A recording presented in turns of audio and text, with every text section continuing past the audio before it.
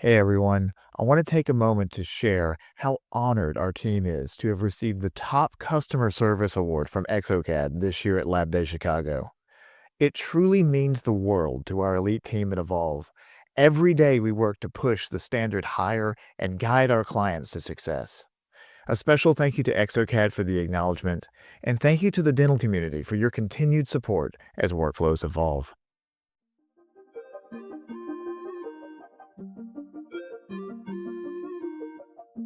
Welcome back to the Evolution of Dental podcast, brought to you by Evolution Dental Science, where we share the stories of the people and the technology shaping the world of dentistry. Today's guest is the president of ID Dental and an expert exocad trainer, Dora Rodrigues. Welcome to the podcast. How are you? Hi, I'm good. How are you? Doing well. Thank you for being here. Thank you for the invitation. So, how did you get into this? Did you wake up one morning and go, I'm going to teach the world exocad? I wish. I don't know. I started very analog. And once I saw the transition to the digital dentistry, exocad was my choice. I mean, it took me a couple of years. I remember going to Chicago, I don't know, 2018, 2019. And I would go between exocad and tree shaped, attending both lectures, both sides to figure out what am I going to pick. And I pick exocad just because I'm a full arch lab, so I do full arch all day, every day. And I went that route, and after a couple of years that I just got certified last year, I decided to teach just because I don't know, I saw it was so hard. Um, i- Not that it was hard, it took a long time for me to actually figure out and be in a comfortable place. And I feel that there's different ways to approach the teaching side. And I feel that I could give that side of my perspective what it took me so long to understand and learn and how to transition and teach others. So I was like, let me give it a try. Let's see where that can take me. And I just got certified last year, and it's great because I was the first woman here in the US, well, the whole continent, but who's counting? Ooh, So County. I was the first woman here in the US. So it kind of gave me like, whoa, I was the first one. So it's pretty cool. So here we are. That's awesome. And so what some of the difficulties that you ran into learning it? What kind of resources were you not seeing in the environment, and what do you bring to the table now that you feel really changes the environment? So I feel that with exocad or any digital technology or route that you pick, you really need the support and training, right? And I was lucky. I actually went with Evolve, and they were my resellers for exocad, and I got really good training out of it. So I focus on the full arch because that's what I wanted to go. Although I dive into the full arch right away, it still took a long time to fully understand the software completely because there's just so much. And sometimes I'll say, it's just full arch. Full arch, there's so many things that you can do with full arch that it's really hard to figure out everything that you can do with the software. So, because I was so into that feel of the full arch, and there was so much to learn. It took me so long to understand. I decided, here's an easier way. I've been in this for so long. I figure out the workflows. I figure out an easier way to get to beginning, middle, and end. Let me see if I can use my personality and my knowledge and teach others the way that I would like to learn back, in the day, or at least from my perspective, what I can do for other people. So I decided to get certified, and that was last year. It's been great. It's still, I was the first woman in the US. Not that is a big deal. It's a big deal for me just because, man, I did it. I was the first one that went through that route. But it's great. The guys from exocad, everyone from exocad is amazing. All the trainers, there's such a good bond with the trainers in exocad too that I feel, at least from my perspective, the ones that I bond with, it's like there's no competition. It's like everyone helps each other. It's pretty cool. It's pretty cool to be within the trainers of exocad. They're an awesome crew. And so you're the first certified you said woman in the field, right? First in the continent, first Here in in the the country. US, You yes, in I the think U.S. there's That's two incredible. other. Yeah. So from my understanding, when I was last year, there was two other women that were certified. I think one in India, one in Portugal. I don't know if they still are, but here on this side of the continent, I was the first one. The first one. So what'd you start with? You opened up courses directly into full arch design? That's all I do. That's all I know. And, funny story, when I went to my certification, my trainer, he was like, okay, let's start with the easy stuff. Let's start with crown and bridges. Like, sorry, I never designed a crown or a button in my life. Because I went to full arch all from the beginning. So that's what I did my entire life before. So that's what I wanted to get certified. I mean, I did go through the entire certification, but even like for now teaching, I want to focus on the full arch only because that's where I'm comfortable. That's where I know all the little nuances, all the workflows, the shortcuts, and that's where I'm trying to, teach other people. Yeah, and full arch is kind of the Wild West if you don't have somebody to guide you. Yes, and I feel that nowadays everyone wants to go to full arch, and there's a lot. It's not just knowing, and I do have a background. I've been this for almost 20 years in the full arch field, and I feel that it's not just knowing how to design. There's just so much more that you have to take into consideration that I see sometimes some people might not take, and we're working with What, for patients. example, would you say is a common thing that people don't take into consideration?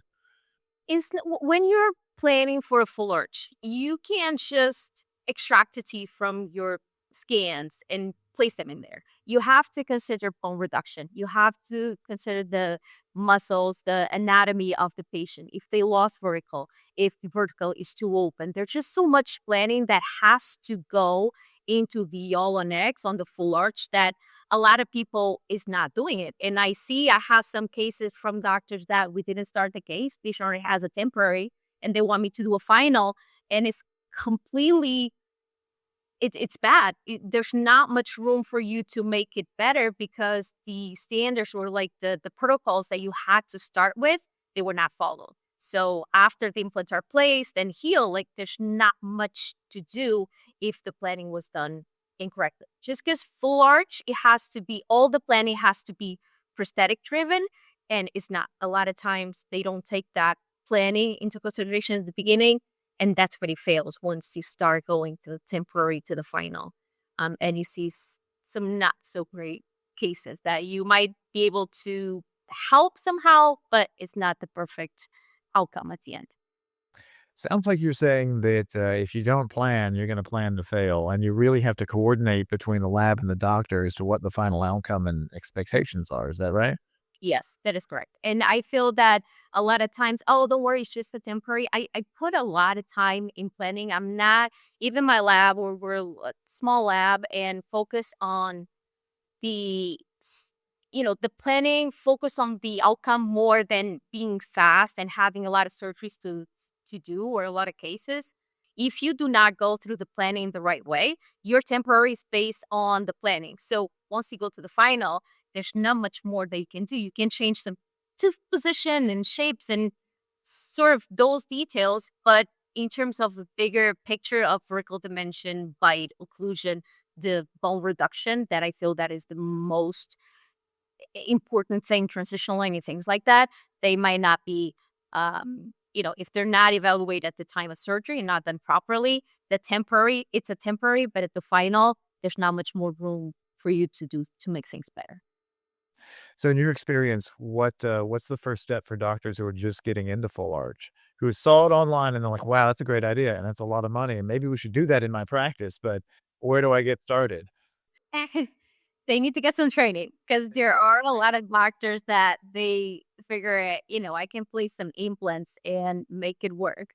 It's not just placing some implants. And if you're going that route, at least team up with a oral surgeon or a lab that knows what they're doing, or at least that they could help them understand better.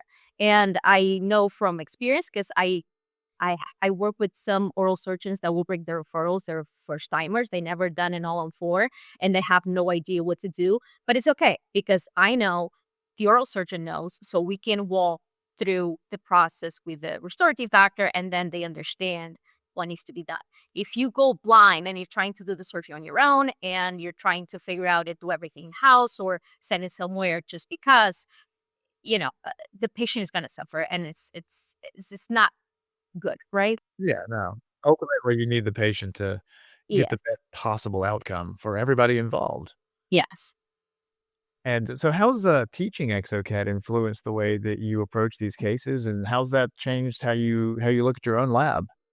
So I'm not using ExoCAD, the ExoCAD courses to help me in the lab. Like most of because we're just full arch, we work with our oral surgeons and our referrals. So we don't advertise more than I just only work with the doctors around my area just because I want to make sure I am there the day of the surgery. I want to do the planning. I want to work with them at the surgery and then the final. So I can design for doctors out of state, but, I prefer to keep everything close by, small environment kind of thing.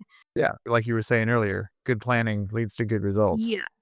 And I do use exocad not so much to get doctors or it's more to teach other people, other labs, how to utilize it, the software and how they can be efficient. I don't believe in It I was I don't feel like there's a competitive. I teach labs around me, or I did some lectures in labs around me, and I'll have some people saying, "Why are you teaching the lab down the street? Because they're your competition." I don't think they're my competition. I know what I know. Doctors work with me because how I am, the relationship that we have, and what we can bring to the table. So teaching other people at the end is going to help not just exocad, but the full arch in general. It will help the patient down the road. There's so many doctors to work with. There's so many patients that need this service.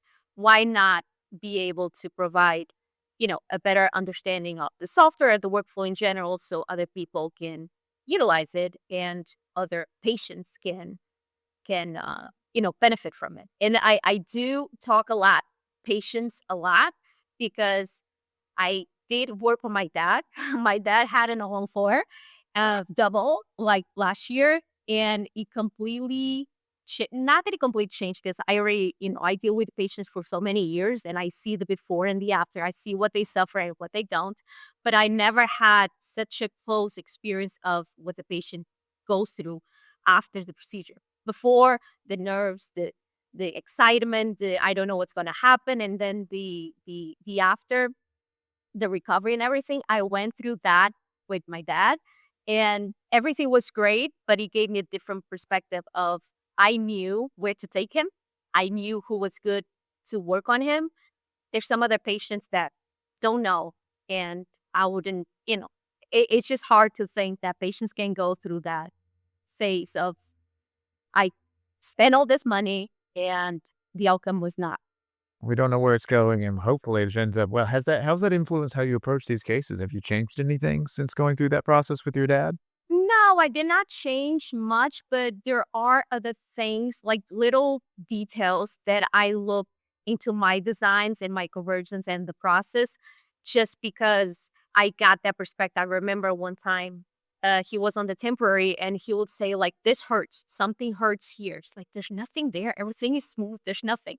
And the time of impressions is just smooth the area down slightly. And it's like, oh my God, it doesn't hurt anymore. There was nothing there, but just a little bit of extra support on the lip. He felt it and he was complaining about it. So little things like that, that it doesn't make a big difference, but it made me understand, you know what? Maybe when I'm planning the case next time, I won't incline the canine so much. I won't do so much um, thickness around this area or that area. So just those little things that the complaint of the patient that I didn't get to hear because, they complain to the doctor, not me. In this case, I got the complaints.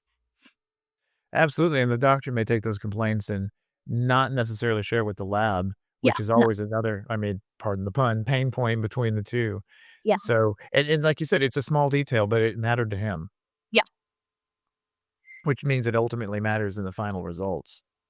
yes. So, so teaching your exocad classes, how has that influenced how you reach out to other labs, and where do you think labs should get started if a technician's, like, wanting to first step into full arch themselves? Like, their doctor just sent them a case, and they're like, "I don't know what to do with this." Where do they start learning?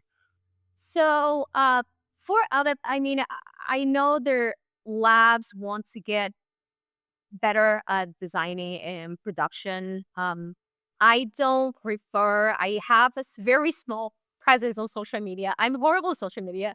I just started like, okay, let me put more out there. But more is like people that know me, they know they're full arch and referrals through other colleagues. And small practices that they want to train someone. They have one or two people in house that they want to train them with exocad so they can do um the so they can do the start designing in house. So I don't promote. I just have my present social media, and that's how my courses go for now.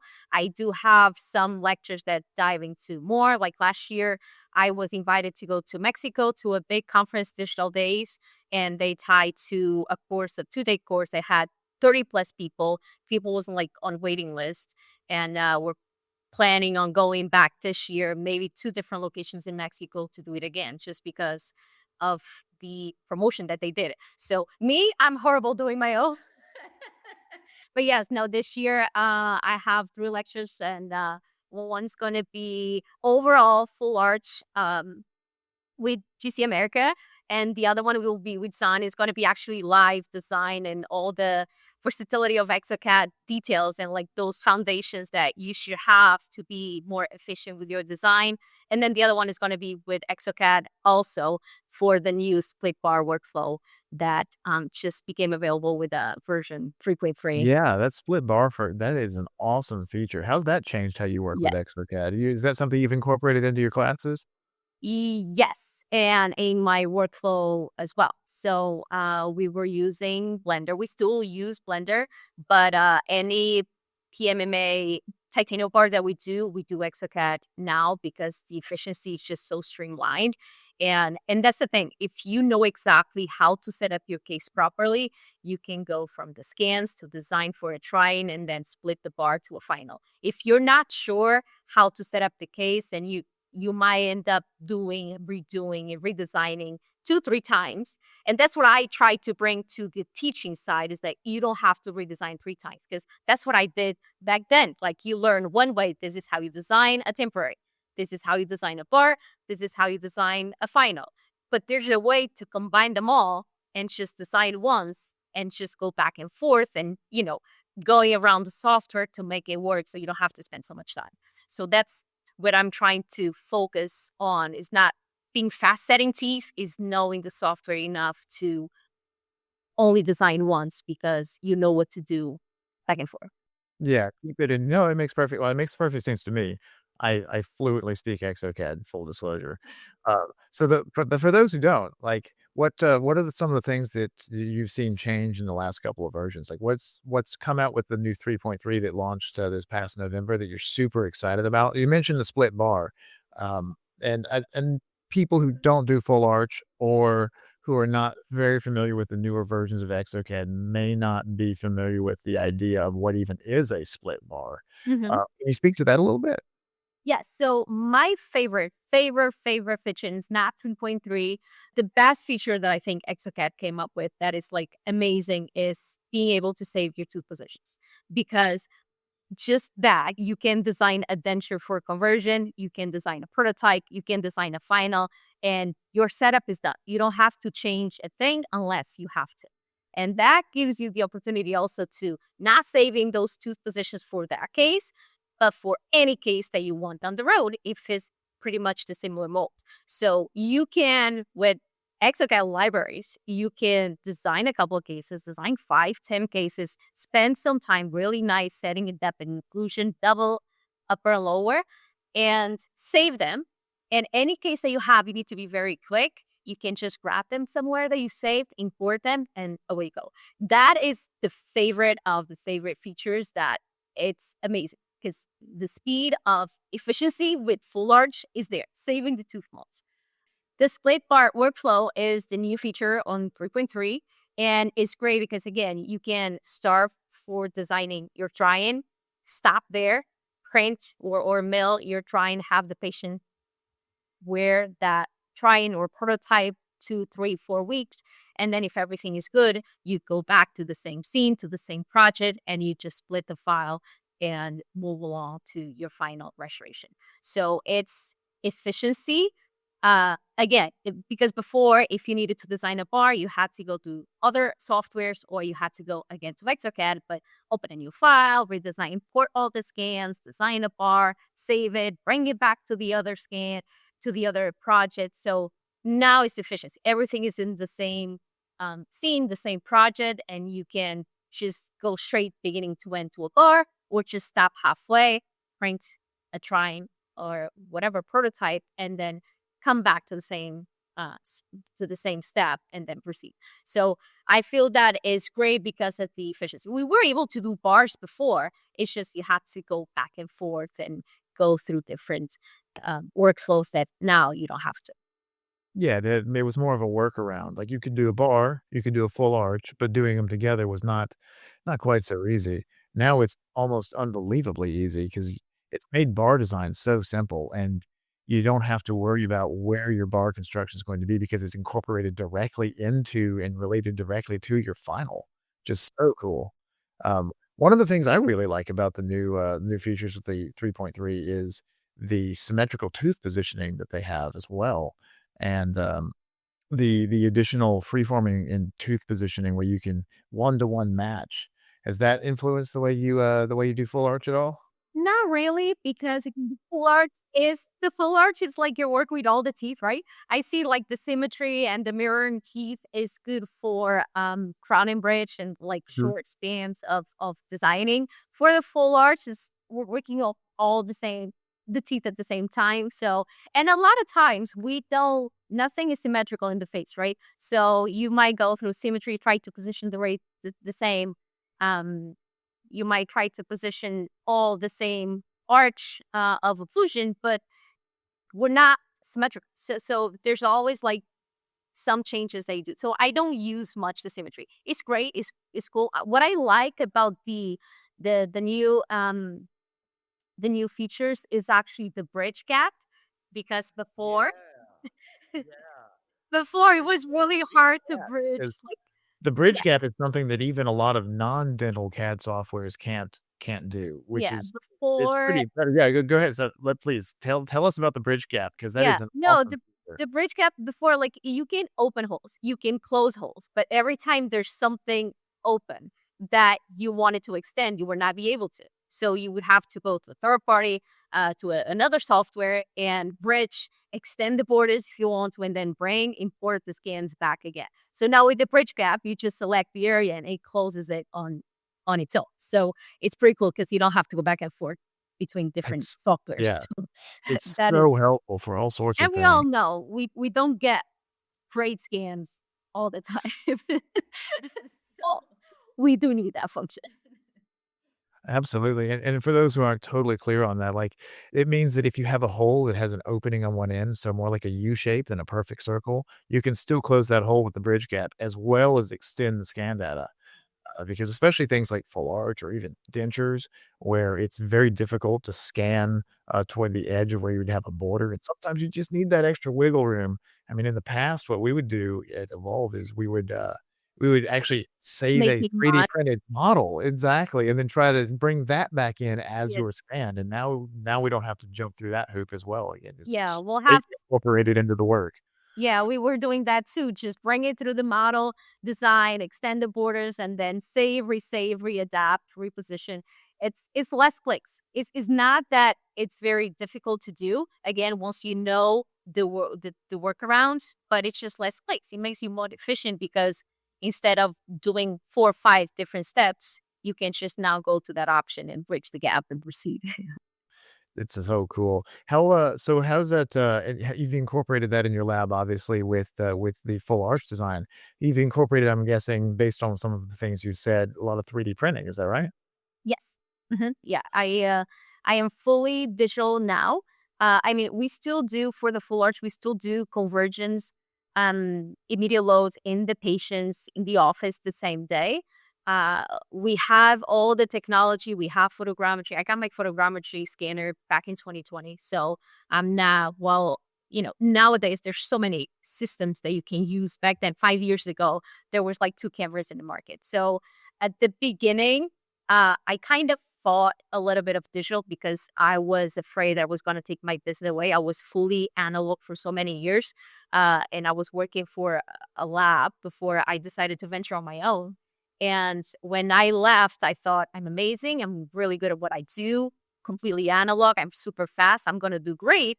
And then I see all this technology. There's scanners, doctors are designing dentures, like, "Oh my god, what did I do? Why did I quit my job?" But, I fought it for a couple of months, but then it's like, "Okay, let me see, technology is here," right? Everyone is looking for the latest phone, everyone is looking for the latest technology device. So let me see how it can help me since I'm on my own. Maybe technology is going to help me grow this way because I'm on my own. Maybe I don't have to work so much. And that's where I start. I started getting a scanner. I got an intraoral scanner. I got photogrammetry. And I started little by little incorporating the digital technology into the lab just for the sake of, you know, I want to be in the front. I don't want to be behind and waiting while everyone is advancing and then I have to run to them because I waited too long. So I decided to dive into the digital technology, exocad and everything by 2020.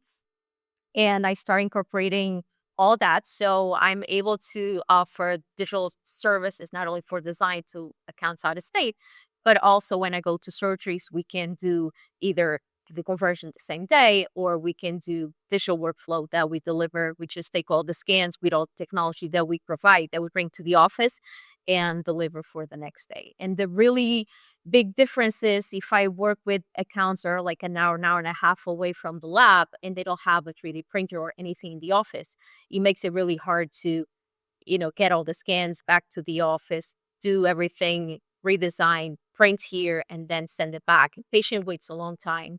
And it's not only that, it's anesthesia, the time of the surgeon and the staff and everything else. So if they're not okay with delivering the next day, because a lot of accounts is like, no, the patient wants to leave with teeth the same day, so we'll do it in the office. But we do offer both options for that purpose. So I have 3D printers since a couple years now. And the full only now, oh, actually the end of last year, we added 2 meal students. So now fully capable of do everything in-house. So it's exciting. It's like Yeah, it's it is so exciting. In light of that, like, where in light of that and all the new tech you have, where do you see your lab in maybe another 5 or 10 years? I see it growing more, but that's the thing. I'm very picky. I don't I don't work with everyone. I try my best because even sometimes when I have bad accounts that they don't pay attention to detail like we want them to. Again, I think about the patient, and if I can do something, even if I don't like this dentist or the way that not that I don't like the dentist, but if I don't like the way that they work, I try my best to help them change that because I'm thinking about the patient. But if that doesn't work, I'm okay hiring accounts because I don't want to deal with this, I keep telling you what to do and this is the right way. And I'm very detailed of explaining why. And then I'll have someone they say, no, no, no, no, no, no, no, don't explain it to me. Just tell me what to do. Like that is not a good sign because you need to understand. And the reason I'm always being so picky and detailed about what needs to be done is like if you understand the purpose, then you don't need to I don't need to tell you again what to do. So I am okay with I'm getting accounts through referrals because I don't do marketing outside. Everything that I get is through my oral surgeons or restorative doctors. And I kind of don't like work with doctors that I don't know. Like it's a three party, right? It's me, the technician, it's the oral surgeon, and then the restorative doctor. And if I know one of the other two sides, I'm okay. If I'm going to work with two people that I never worked before, let's see how it goes. And depending on that first interaction, I will dictate, okay, we can try again, we can work again, or just no, this is not going to work. And it happened before. And I'm okay with it. I want to grow, but I don't want to grow crazy because I want to keep it very, detail oriented. And Detailed. And it yeah, sounds like it goes back to what you said originally about, having a good plan put together both with the oral surgeon and the practicing doctor. Yeah, if you can't coordinate with them, you can't work with them, then, and they're not willing to listen to your input, then you're not gonna have a good plan going in, and it's not gonna be a good result for the yeah. patient either, right? Yeah, yeah, yeah. And that's the thing. It's like going back to bone reduction, right? And this might be for people that are not aware, even what the full arch entails and all the you know all the planning that we have to do. If I ask them that I need X amount of space for my restoration, and they simply don't give it to me, there's just so much I can do with that space that they let me to work with. So at the end, if I have a very minimal restorative space and I know for a fact that's not going to work and something breaks, then it's like, well, whatever you did didn't work. Your materials are not good, or whatever you did is bad. Like, it's not. I know I told you from the beginning, restorative space is the important thing that we don't have right now. So there's just so much we can do. So little things like that is what, I'm picky about when I choose my accounts. Yeah, the basically planning to fail because they don't have a plan and they don't wanna listen to your input, and Yes. I like how you're talking about stressing the small details because the small details are maybe small details, but they become big details. They become big problems if they're not addressed, Yes. and if it's not incorporated into the plan. Yes, because that's the thing. The full arch, like if you are involved in from the beginning to end, we're looking at 6, 8, 10 months, maybe a year worth of work, right? So you need to plan initially, and then you go to the surgery, conversion, and restorative space, all those little details that have to be followed, those planning considerations that you have to be really good at. And then patient stays another 3, 4, 6 months in a temporary and then goes to the final. So it's not something that you can do today. Something's not happening. Something's wrong tomorrow, and you can fix it. Once the temporary goes into the mouth, those implants are not to be touched within 3 to 4 months. So even if you see something wrong, then like, okay, it's just a temporary. We'll fix the final. But once the implants are integrated, there's just so much you can do. In some cases, there's just so much you can do to fix it. And what is fixing really? Because if it's just tooth position, color, it's okay. But if we're talking about planning how the transition line shows and restorative space not enough, the multi-knit abutments are coming through the buckle, those are things that sometimes you cannot change Yeah, it's on no the road. longer a fix so much as a Band-Aid Yeah. at So that point. So that makes me curious, what are some of the things that were maybe considered standard practice or essential, say, 5 or 10 years ago that you don't really see as much anymore? And what do you think that we're doing now that's considered standard that might kinda fade in the next, say, 5 or 10 years? hold on, repeat the question. What do you want? Threw a lot at you. So it just makes me think, what are some of the things that you saw 5 or 10 years ago that were considered essential or standard practice then that have kind of faded out of relevance now? And what are some of the things that we're doing now that you think might fade out of relevance in the, say, the next 5 or 10 years going forward? I don't know if fading irrelevance. I feel that now with the show, we're able to pinpoint exactly what goes wrong or what's being done wrong and how to fix it. Because before, it's almost like taking a final impression. The dentist will go through the jig, open tray impression, give you a tray for you to pour a model. That is it. That's it, right? That model's your master cast, is perfect, is great. That's where you follow. That's what you use for your file. Now with digital technology, you can see if that implant position is wrong. You can align the tissue and photogrammetry impression and see that if something matches or not. You can take two scans and see that both scans are different. So now, or like bite from patient's bite relation, right? I had cases in the past that we take 4 bites and all 4 bites are different. So how do we fix it? Before you would get 1 bite and like that's how it is. Now we can take four because the technology allows us to, and you can see they're all different. Now, what do you do? What do, like, just pick one? Like, no, there's more advancement for that purpose. Like, you need to figure out how to do things correctly. So in terms of the full arch overall, I don't see things that were done before that now they're not being done per se, but technology does help planning a lot better with CBCT and and guided surgery. So there's more things now available because of the technology that makes us more efficient overall in the workflow. I think that anybody, especially who's looking into this, or even people who do this already, are probably hearing what you're saying and already taking away a lot from it. And so, I guess that'd be a good segue to go back to your courses. So you teach these full arch techniques that you've learned, all the new technology, and how to incorporate that into your practice. So where do you teach your courses? How do people sign up for them? Where do people find you? So I have my lab. So we have separate room for courses, can go 8 to 10 people, very small.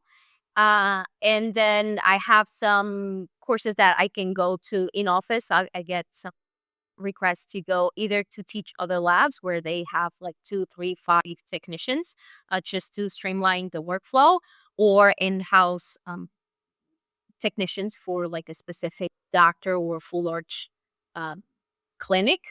And then I'll have the other companies that I deal with that they want to organize courses like in a bigger scale, like the one in Mexico, 30 plus people, for their technicians or their, customers. So there's different ways. It's just a matter of planning it. Normally I make it 2 days, just because it really depends on the audience too, because if you're beginner, it's going to take some time. And again, I learned from experience. My very first course, I spent like a half of 3 hours, like half a morning, to trying to figure out the hotkeys. And while they were going through the course, I was trying to figure out what shift, what's control, why something disappeared from my screen. So it really depends on the attendance also, if they're beginners or already advanced into the workflows. Because if you're just starting with exocad, there's a lot more detail. But I don't think full arch is not complicated. And of course, it's I might say it's not complicated for me because I've been on it for a long time.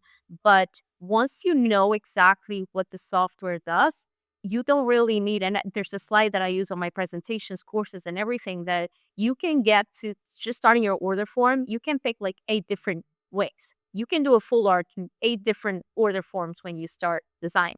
Do you really need to go through all those 8? What's the difference? You can only pick two. One if you have implants, the other one if you don't have implants, but you will. So once you know those, okay, there's only 2 ways. I mean, there's a lot, but just focus on those two and then streamline it from there. It makes it a lot easier to understand, instead of trying to follow, YouTube and this social media and that doctor and that practice. So it's just easier if you get trained on the full arch entirely, from a trainer. Yeah, it sounds like it's a lot more approachable if you have one sort of funneled path to success as opposed to grabbing pieces from different sources on YouTube. I think that's one of the things that's very confusing about exocad is that, as you said, there are one of the things I like to say with my courses and training is that there's usually at least 2 or 3 ways to do any one thing with exocad, and one of there's not just one right way either. There's several ways that could be considered right. And just because there are several ways to be considered right does not necessarily mean that that's a good course. You can't take every direction at once. You can't go left and right at the same time. And it's helpful to have a training course with an experienced teacher like yourself that can show here's a solid, proven workflow path to success. That's excellent. Like I normally say, you want to know how to design a full arch. This is the way. 1, 2, 3, 4, and you're done. Now, what if you want to design a denture for conversion before? What if you want to design halfway a prototype? What if you need to do a bar and a prototype and then redesign? Those are the little things. You might know exactly how to design a denture, a prototype, a zirconia, but how do you incorporate them all together without having to spend time designing them all? And that's where majority of, you don't see that on YouTube. You don't find that unless you have a specific course and a specific workflow for the full arch.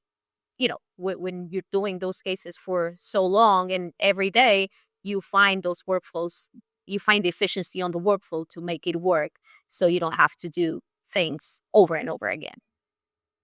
That's beautiful. Where can people sign up for your courses? And where can people find you online? Okay, I am on Instagram and Facebook. I know all thing, all people, as my kids say. Dora V Rodrigues. That's my name on Instagram. And the website is identalab.com/events. That's where the courses are posted. And but I promote more on social media. The website is just for signing up and get all details and exactly what the course entails. Perfect. Thank you so much for being a part of this, Dora. Really Oh, thank you appreciate your for time. I have Thank you for the a great conversation. time. Thank you guys. This is great. Thank you for the invitation. It's really cool to be to, spread the knowledge, and I saw you guys do a couple great podcasts already. So I'm excited. Thank Thank you. you. Thank you very much. And thank you everyone else for listening to the Evolution of Dental podcast. Please look for us on all your major podcast platforms. Remember to like, subscribe, and share the show with your friends. And remember, never stop evolving.